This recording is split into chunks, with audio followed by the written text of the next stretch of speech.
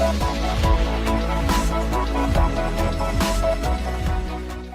everyone, Dan here with my review for Arrow Season 6's season finale entitled Life Sentence. And oh my god, I cannot wait to talk about this amazing end to an otherwise pretty divisive and up and down season. Now, I was really excited for this season finale. Everyone knows that the last 5 episodes of Arrow I have really enjoyed. I really liked all of them. All of them for me are at a minimum 9 out of 10. There are even some 10 out of 10 episodes in there, to be perfectly honest. Like, episode 18 was a 10 out of 10. Episode 21 was a 10 out of 10.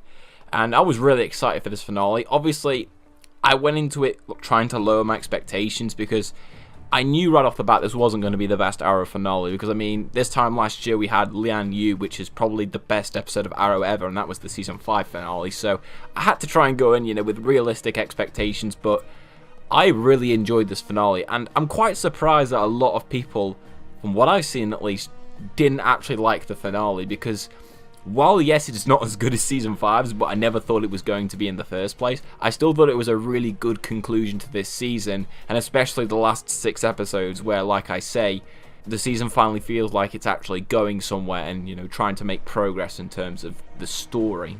So the basic plot for this episode is really just it's, Oliver tracking down Diaz, but this time he's got the FBI's help, and he's basically made a promise with them that if they assist him in taking down Diaz and exposing all the people that are on his payroll, he will serve a quote-unquote, as the title puts it, life sentence for obviously being the Green Arrow. So he will out himself to the public, and in exchange, all of his friends and allies will gain immunity, so they won't be exposed for themselves to being vigilantes. I've written them down here, but I have so many positives to list with this episode because there are so many, and it's just quite incredible. I really enjoyed this finale. There were so many things I wanted to talk about positives from, but obviously, I have to try and constrain the video in some form or way, so I'll only list the ones that really stood out to me. I have to get the obvious out of the way though, and that is the fight scenes. The fight scenes in this episode, for me at least, were probably some of the best fight scenes I've ever seen on Arrow, and I expected really good fight scenes going in because the episode was directed by James Bamford,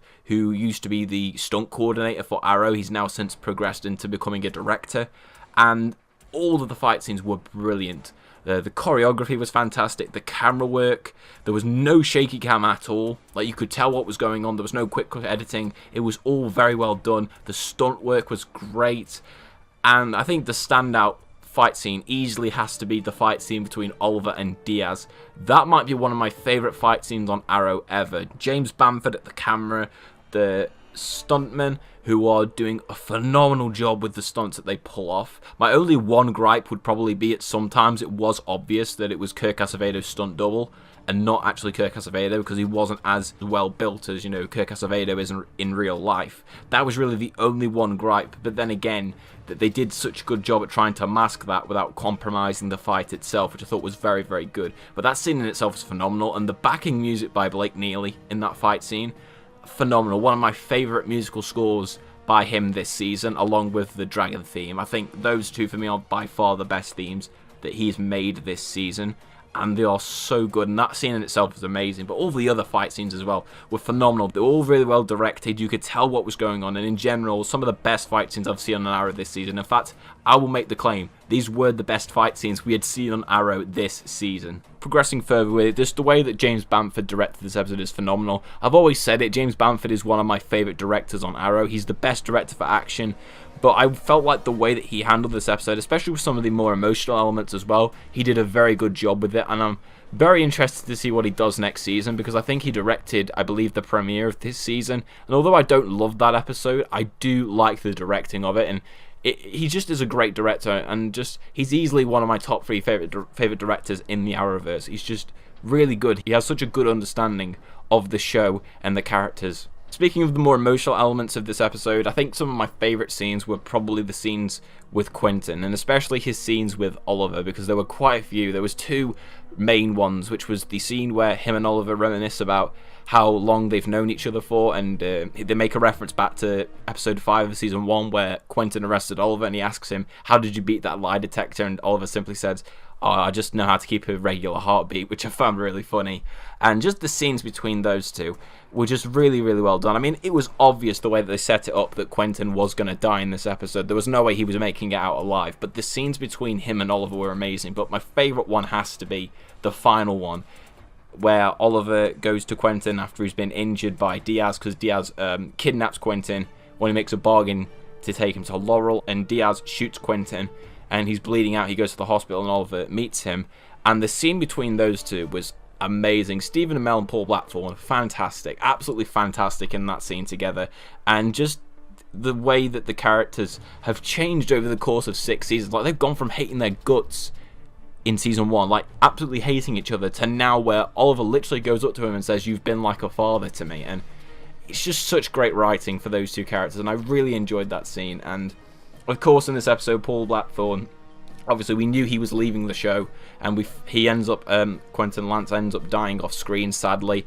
I saw some people saying they were very annoyed by this. For me, I understand it, because it's a very similar situation to what happened with Laurel's death in season 4, and I remember a lot of people complaining as to how they showed her death and how stupid it was. So for me, I understood why they didn't show it. I don't think they wanted an exact copy and repeat of Laurel's death, and I felt like the way that they'd built it up beforehand with the conversations he's had with other characters, it felt right for me. It felt right to do it that way, and I was more than content and happy with the way that they wrote off his character in the show.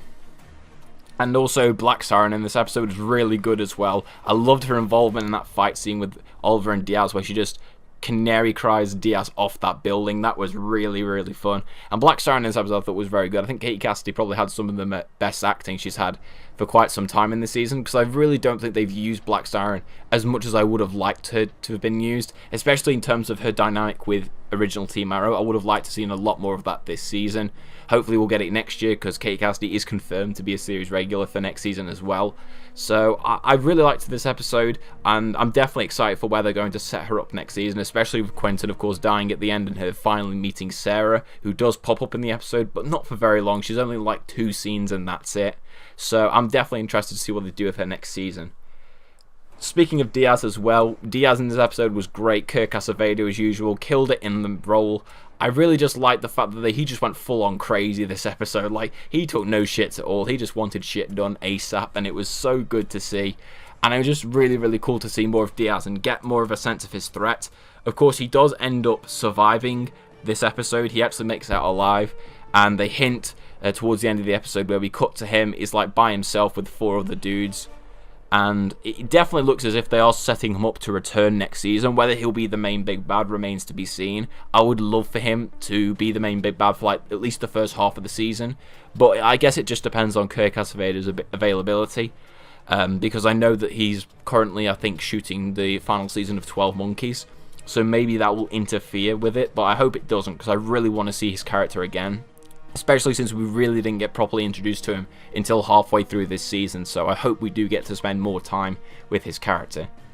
I also want to touch on one specific moment that I really enjoyed, and that was the scene where Wild Dog had a call to Zoe, and this was in the scene where Diaz tells Anatoli where he's going to a building in Star City. He gives Anatoli the address. Anatoli, who is of course double-crossing Diaz, gives the information to Oliver, and he sends the FBI and Team Arrow there, and it turns out it's actually a trap, and Wild Dog is stuck in there. It's like this room full of bombs that are about to go off, and he thinks he's going to die, so he has a phone call with Zoe, and it was such a great moment. I think Rick Gonzalez was great in that scene. I was a bit perplexed as to why his daughter actually wasn't in the episode, because she doesn't actually appear in the episode. We only see his side of the phone call, but I thought the acting by Rick Gonzalez was great. I really did enjoy that scene. It was probably one of the more emotional scenes of the episode. Definitely like the top 3 most emotional scenes, because it was just so well done in my opinion. And then of course we have to talk about the ending to this episode, where Oliver is arrested by the FBI right after literally being told that Quentin has passed, like, from his operation. Like, that was really bad timing. Like,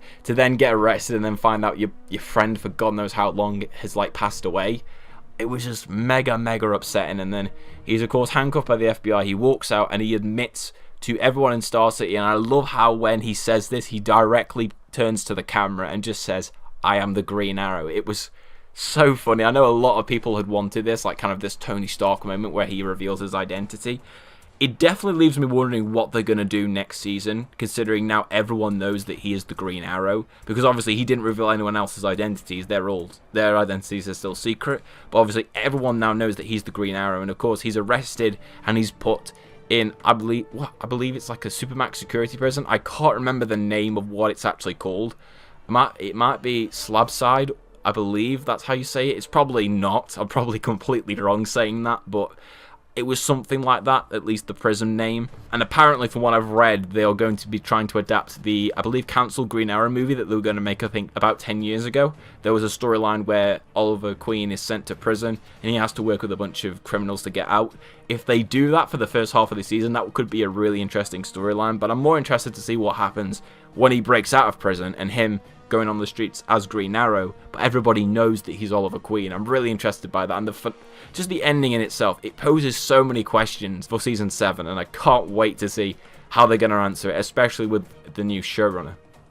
Now, in terms of negatives with the episode, there was only 2 that I really had, but they're kind of more like nitpicks for me personally, like things that slightly bugged me, but didn't really completely derail the episode for me. I think the first nitpick that I had was how Anatoli just suddenly vanished from the episode. Like, he was in the first half of this episode, because obviously he's working with Team Arrow. He gives them that location that Diaz tells him, but it turns out to be a fake, and then Diaz realizes basically, yeah, Anatoli's backstabbed me. And then after that conversation, I don't remember seeing Anatoli for the rest of the episodes. And I just found it weird how they never addressed what happened to him. Like, did he get taken to prison? Did he go back to Russia?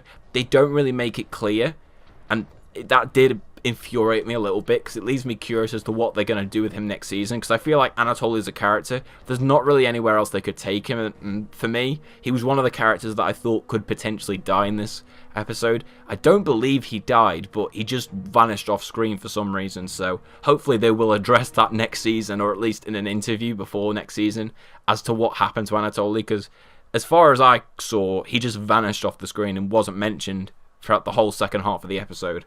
And I guess the other nitpick I had as well was with the Longbow Hunters, because they referenced them in this episode, that Diaz is now working with the Longbow Hunters, and I fully expected them to be in this episode, but they weren't, which, I don't know, it felt like bad timing to mention them. I would have preferred if they had maybe mentioned them at the end of the episode rather than at the very start, because I felt like the way that they did it, they kind of set themselves up to have them appear, except they never did.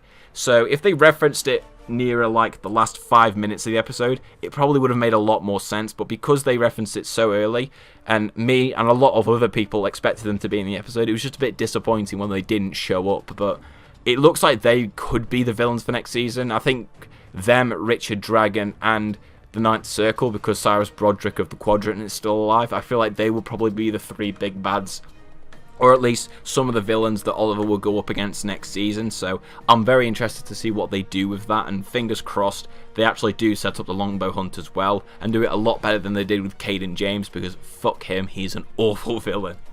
So in terms of my final rating for the episode, I really want to give this episode like a 10, because of course I'm an Arrow fanboy, or at least I like to think of myself as an Arrow fanboy, especially these last 6 episodes. But I'm going to stick reasonable. I'm going to give this episode a 9.5 out of 10. If I had to rank it to the other Arrow finales, I would say it is without a doubt better than Season 3 and Season 4's. Like, it is far better than those 2. I would say it's not as good as Season 2's. I know for some reasons people don't like Season 2's finale, but I personally really enjoyed it, and I don't think there's even any point comparing it to Season 1 or 5's, because it's just not as good. Like, those finales are phenomenal, so I would say it's the 4th best. That being said, it is still a great episode, and it is far better than the finales we had in Season 3 or Season 4, and it's a great episode. It's a great closing chapter on this, I want to say, last third of the season, because this last third of the season has really been when Arrow has felt like it's finally going somewhere. Like, it finally found what it wanted to be, because the first 2/3 of this season were just very infuriating. So I'm happy that at least at the end they found where they wanted to be. I'll talk more in depth about it when I do my Arrow Season 6 review, which hopefully should be coming sometime next week. I'll try my best to work on that. It's going to be like a very long video, very in-depth about my thoughts on the season as a whole, where I felt like it went right, where it went wrong, stuff like that. So if you're looking for more of my thoughts on that, definitely stick around for that next week. Also, before I end the video, I will just give 2 quick announcements. The first announcement is that I'm now doing a new podcast with a friend of mine called Declan McKinney. Most of you will probably know of him because I'm pretty sure most of my Arrowverse fans are from his channel. We're doing a podcast called Honor Thy Podcast. It's an Arrowverse weekly. I want to say that because we're trying to, make it weekly. But it's a weekly Arrowverse podcast where we review the current week's Arrowverse episodes and preview the next week's episodes. Over the summer, we'll try to do maybe a few theory videos or videos just based on news that we get from stuff like Comic-Con. So if you really like my Arrowverse stuff and you want to see me go more in depth about it, or know my opinion on the other shows, or just want to watch me interact with someone whilst we have no idea what we're doing, then please go ahead and check that out. I'll leave a link to it in the description below. Also, the second announcement is that I will be going to Heroes and Villains FanFest London. Now, if you live in the UK, you will most likely have heard of this event. It's a convention event in the UK where basically a lot of people from the Arrowverse shows go over. You can meet them, you can meet the cast, you can have your photos taken with them, have autographs signed with them. You can buy stuff from the stalls there, you can watch the panels. It's this really big event. It's taking place on the 26th and the 27th of May. I will be going on the 26th, which is the Saturday. I very much doubt anybody who is subscribed to my channel will actually be going there, but if you are by any chance and you see me, then yeah, please go ahead and say hi. I will also be trying to do a meetup event of sorts with other DC TV YouTubers that are based in the UK, people like DC TV's show, Declan McKinney. I will be trying my best to do a meetup with them. So like I said, if that event's going on, I believe you can actually still buy tickets, but considering it's only a week away, it'd be pretty damn short notice. But if you do see me at the convention, if you are going, please go ahead and say hi. And yeah, I'm definitely excited for that. With that being said, I want to thank you all very much for watching this video. I know this is a very long review. I know some of you guys like that, some of you don't, but there was a lot to talk about this finale and it was amazing. So thank you all for watching the video. Let me know what your thoughts on the finale were in the comment section down below. Go ahead, give the video a like and subscribe to the channel if you are new. And with that being said, hope to see you all in the next video.